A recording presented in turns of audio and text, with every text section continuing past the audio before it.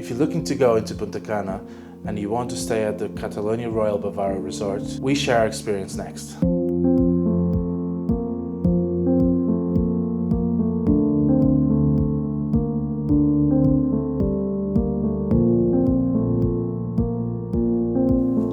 Hi, my name is Sandro Brito and this is Maps&Dots.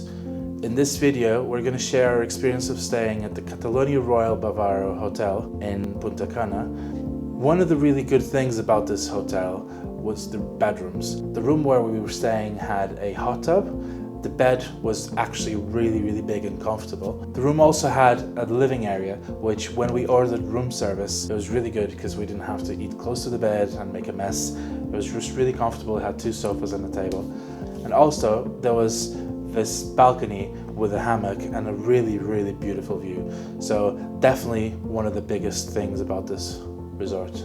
Another really good thing about this hotel was the fact that the outdoor furniture was just amazing. It wasn't just your normal plastic sun lounges that seem flimsy and all. It was very good beds with drapes that you could modify and block the light all around the pool, and also inside of the pool you had these sun lounges where you could just stay there and be refreshed with the water while still sunbathing. The furnishing on the beach was amazing. They had these hammocks that you could just lay in and it was just beautiful. The resort also has really good extra facilities that you might think you don't need them. Places to where to go and buy food, sun cream, a really good pharmacy to buy anything that you need, and also doctors. Unfortunately, when we were at the resort, I was very ill and had to go to the doctors. I was prescribed an antibiotic and got better while being there, and that really saved the trip.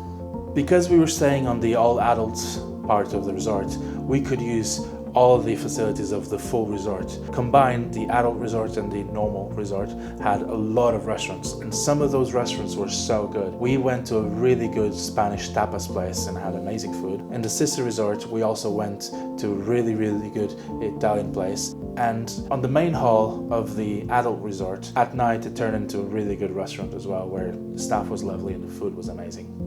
And lastly, it's really quiet there. I don't know if it had to do with the time of the year that we were there, although it coincided with spring break, but it was just really quiet. There was no music around the pool, there was no music at the beach, so you could just sleep anywhere if you wanted. The demographic was also a little bit older than other resorts, so people weren't really noisy. They were literally there just to rest, and that made a big difference. And if that's what you're looking for, then that's a really good place for you. The number one reason not to stay at this hotel is the constant selling and scamming from the part of the employees.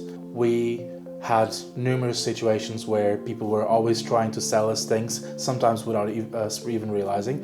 We were pushed into this time-sharing, selling situation where we were just told that we were going to get a tour of the hotel, and in the end the employee just tells us, actually this is going to be a sales pitch. Sometimes we're just walking down the resort, and if we didn't know where something was, we'd go to an employee and ask, and they would try to sell us the timeshare immediately. They would just go straight into the selling, and that made us feel like targets. That made us feel like we were in a very predatory situation, which wasn't very pleasant and ended up ruining a little bit of our holiday. Another reason not to stay at this resort is because some of the staff were really rude. There was some of the members of staff that were really lovely, and they did their job amazingly well and made us feel very welcome, but some of them were really rude, just not having a very positive attitude towards us and making us feel like we're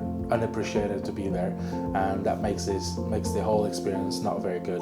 Another issue we had is that not everyone that has contact with the guests knows, so to speak, the minimum amount of English, and this becomes problematic. And we had a case where we accidentally had something locked into our room safe, and we couldn't open it because we didn't know the combination, and we called the reception. They sent someone that didn't speak English, which made really hard to explain what the problem was. Another frustration we had was the fact that although there was a lot of really good restaurants, some of the restaurants every day had about a 40-minute wait to get into them, which made us not want to go, and it just seemed like we were in central London in really expensive and famous restaurants trying to get in, while in fact we were at a resort. And this was just not very pleasant. It made us choose other restaurants instead of going to those. And lastly, the breakfast quality and range of choice wasn't very good, and once you found something that you like, you kind of had to stuck with it for a little bit, otherwise you'd eat not very good quality food. So overall, our experience with this resort wasn't very pleasant, although there was very good positive. The overall experience with the staff not being great and trying to scam us all the time made us not want to maybe recommend this hotel for anyone. If you have the choice, go to maybe some other and check the reviews of other resorts in the area. So that's it for today. Don't forget to subscribe, and we'll see you in the next video, which will be part 1 of 7 steps to planning your road trip.